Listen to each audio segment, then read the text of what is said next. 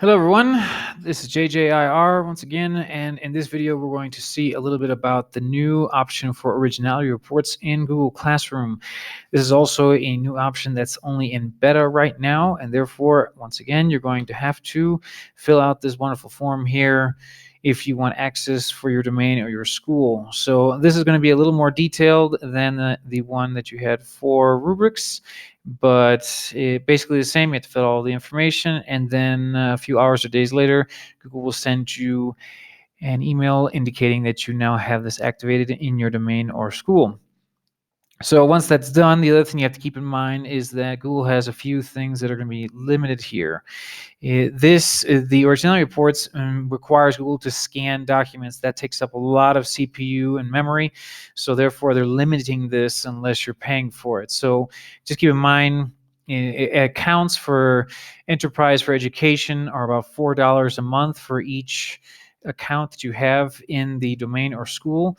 So if you're not going to be able to pay for that, then you're only going to be able to use this 3 times. A student can use it 3 times, and the professor can use it on 3 assignments. So for example, if you have various written works that the students have to turn in for English or for anything else similar to that, you're not going to be able to use it except for maybe on things that they're going to turn in for a partial or for a semester grade or things like that. But if you're turning things in every week, that's not going to work because you're only going to be able to do this on 3 assignments within the class that you have for the students. So keep that in mind. This is going to be fairly limited, especially in the future. Right now, if you want to take advantage of it, you might have a semester where you're going to be able to use it in an unlimited manner. So if you want to sign up, do that quickly. I'll leave that link for the form down below the video in the description. But otherwise, take advantage of it now because later on it's not going to be available except for this limited amount, which will be 3 times for the students before they turn it in to the professor, and then 3 assignments when the professor offers those to the students. So just keep that in mind. So the Originality Reports, basically what they do is right now, what Google does is it takes the text from a Google Doc and then compares it to anything that's on the internet, basically. Now in the future, the idea is, I'm going to guess this is going to be for next year, they're going to add the possibility of being able to compare it with other Google Docs within the domain. So right now, that's not an option. So if one student copies the text of another student, that's still not going to come out in these Originality Reports. But the idea is that next year, you will have the option both to compare it to the entire internet and to whatever document the students end up sharing with you on Classroom. So if a student does copy his companion's work, that will jump out. So it will compare to the internet and to the students hopefully next year. But for now, it's only the internet. So keeping in mind the limitations you're going to have starting next year when the beta is taken away, and the limitations right now that you will not be able to compare it to students. With that in mind, we can now see how this is going to work. So let's jump into Google Classroom for the professor here. We're going to go under classwork like we've always done, and we're going to do create here. We're going to click on assignment, and when we click on assignment, we're going to add a title. We're going to put a title here as test. We'll put it as test originality report. We'll just put instructions. Careful, I'll read right now. And then down below, we leave our points and the due date. We can just add whatever due date we want there. And then topic as well, we can just create topic as node. And then here, the important thing is we're going to add originality reports. So we'll click on that guy. Now, for this to work, we have to add a Google Doc. So we're going to go into here to Drive. And we'll add our template here. And we're going to change that to make a copy for each student. And we're ready to fly off to see how this works. So we're going to click on Assign here. So now we have our wonderful assignment here with test originality report. Let's jump to the student and see what the student can do and see how things come up for the student. So the student here has the test originality report. We're in the student account right now. We're going to click on that guy. Go down here. We're going to see view assignment. And this assignment here, we have private comments. Okay, wonderful stuff that Google offers. So here we have to go up here, and we're going to click on this guy so we can start editing him. Again, remember we're in the format of the student right now. Let's make this a little bigger so it's easy to see. And what we're going to do is we're going to grab something from the Republic here. We're just going to grab this text here. We're going to pop that in here as if the student has just literally just copy and pasted. And then what we can do is we can grab something else. Grab maybe this part here. And then we'll Control C that. We'll go over here and we'll add that here. Well, we're going to paste it there. Now, this part here, we're going to leave as if the student had forgotten to quote that. And then we're going to go down here. We're going to grab this guy. We're going to go into Tools here. We're going to go to Explore. And we're going to pop that text in here. We're going to see what comes out here. So we have various things here that are coming out. Funny enough, Gutenberg is not one of them. But we're just going to leave it like this for right now. So yeah, we're going to put our little cursor here, and then we're going to quote this guy. We'll just leave him in APA for now, and then put a little 1 there. So as you can see, this was quoted down here in APA format. So we have one that doesn't have anything, and then we have one that does. So now this is all ready to go. And this document here, we can leave it as is.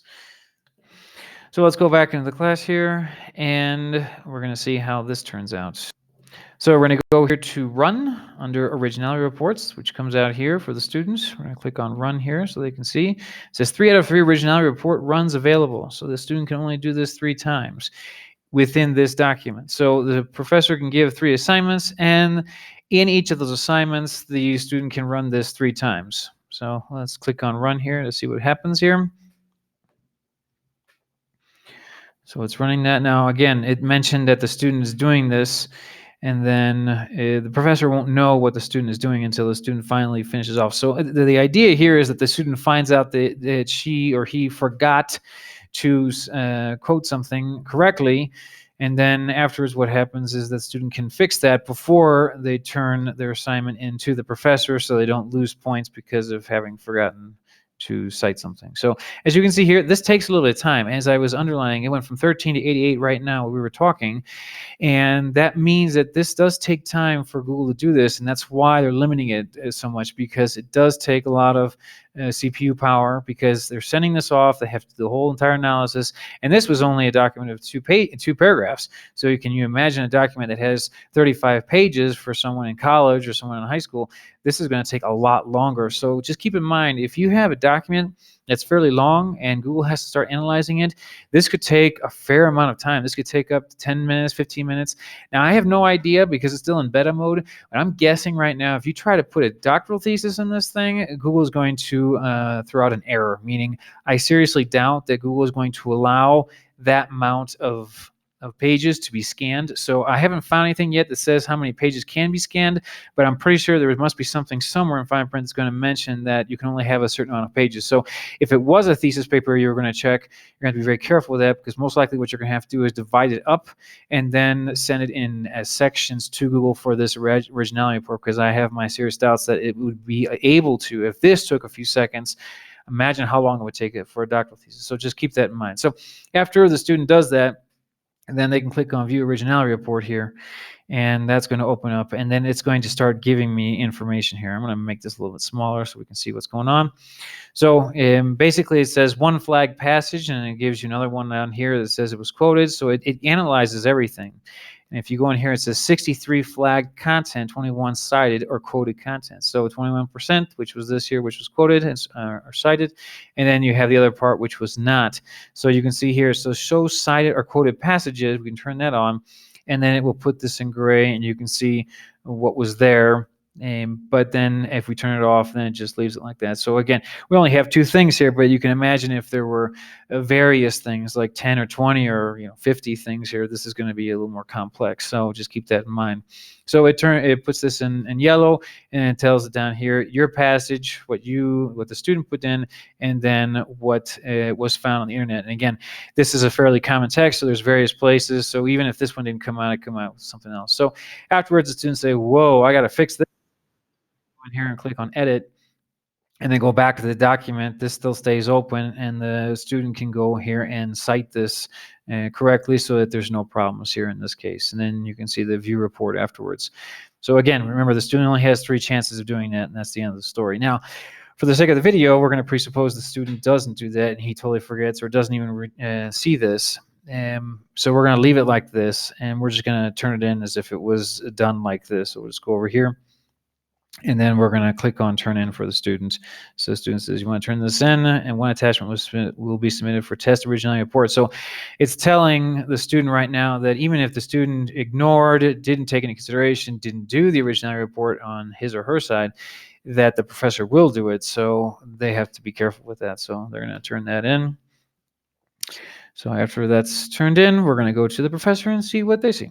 Let's go back to the professor here. So the professor goes into the originality report, goes in and sees the assignment, as we normally do. We have student 1 here with their documents. We're going to hop in here. So we jumped in here, and this is the classical format we have for looking at documents, as you might have already known. And over here under files, as you can see here, we have checking originality. So again, it's rechecking everything. So even though it was checked once already by the student, it means it's not in Google servers. This hasn't been copied over, so to speak, to the professor's account. So the professor's account is now doing an originality check, and it's going to sit here and keep doing this until it finishes off. And again, this is only 2 paragraphs. So imagine if you had a full document and you had tens or hundreds of quotes or citations you had to check. This would take a very long time. So I'm having serious doubts on whether Google would allow someone to turn something in that was longer than 20 pages here, because I can see this is taking a tremendous amount of time. And partly, and for that reason, I can see why Google would not allow people to go over 3 times, especially on a free account, because this is going to take a lot of CPU power. Okay, so we're back. That took a fair amount of time. It might have been just because, again, we're in beta, so there might have been some sort of bug there, but I had to refresh the page, so this thing came out. It says 1 flagged passage, as you can see here. So again, I have no idea how long this is really going to take. Just keep in mind that even if it keeps on saying checked or checking, then just refresh the page after a couple of minutes to see if it finally fixes itself. Just keep in mind this is not something that's going to go very quickly. So after that's done, after it's been checked again, by the account from the professor, then we can click on this guy. And this is something very similar that we saw with the students. So basically, the formatting is basically the same. There's really no difference here between the student and the professor. Professor sees this in yellow, sees this down here. It can do the same thing and show the ones that are quoted or the ones that aren't. All that type of stuff will be sent here. The same thing up here. You can click on this to see the percentage, total percentage. But again, there's nothing else. There's no other difference here. Everything is basically the same. It just redoes the same process. And what the student and the professor see are exactly the same. The difference here is that the professor sees that the student didn't quote or cite something, and so therefore the points will be taken off in that case. So that's basically it in regards to that. And again, this will be, you can add this to the rubrics that we saw before in the other video, in which now that you know that something was out of place, then in the rubrics, you can actually take points off in accordance with that. So you can have something within the rubric that mentions that if something's not cited or quoted, then therefore an X amount of points will be taken off, et cetera, so that you can have this graded in a professional manner. That's about it for Originality Reports. If this video helped, please give a thumbs up, subscribe. If you have any questions or comments, please put them in the comments section below, and I'll be more than happy to take a look at that and add any other videos that are necessary to clarify any points that might come up in relationship to this new option in Google Classroom. Otherwise, thanks very much and take care.